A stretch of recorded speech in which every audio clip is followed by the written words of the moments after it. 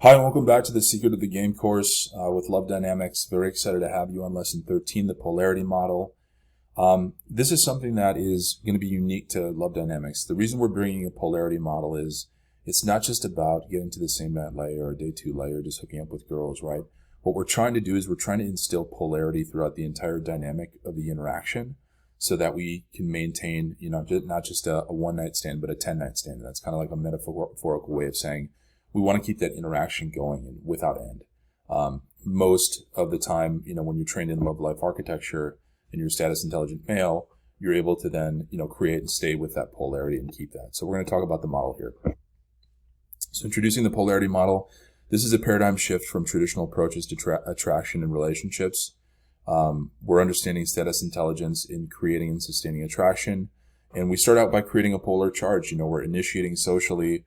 We're seeking to flirt with that push-pull cycle, that mixed message that we're going to send her. We're creating that attraction, and we're building our status in her eyes. And then when we do that, we're building that polarity and that attraction that pulls her to you.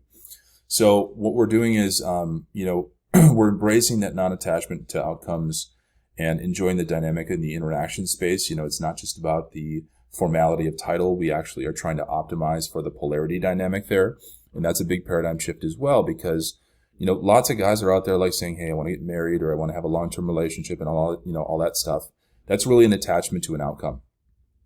What you should be optimizing for is the strength of the polarity dynamic, because the polarity dynamic itself is the relationship. It's not the title. The polarity dynamic is the relationship. So having that playful personality and charismatic demeanor spark that polarity and that flirtation that's involved with it, with humor. And that's how we get to a polarity dynamic, and that's the strength of the relationship we really want to optimize for.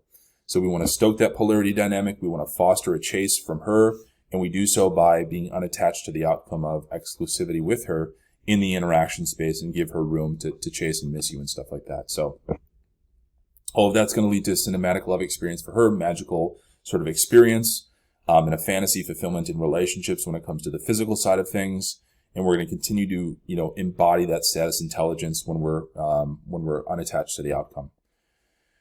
We need to relinquish our desire, or not necessarily desire, but our attachment to exclusivity, and definitely not volunteer it as well. When we're optimizing for a polarity dynamic, we want to keep it in the interaction space, especially in Western dating, and we want to, retain that power, if you will.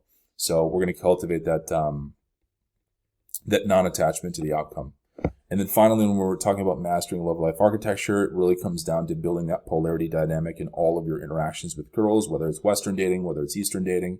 You want to have that because that is the relationship. And that's the big paradigm shift when we're talking about love life architecture. Is it's all about the polarity. It's all about that flirtatious, social, sexual interaction. And that's what we're optimizing for, just not necessarily just the formality of title of a relationship.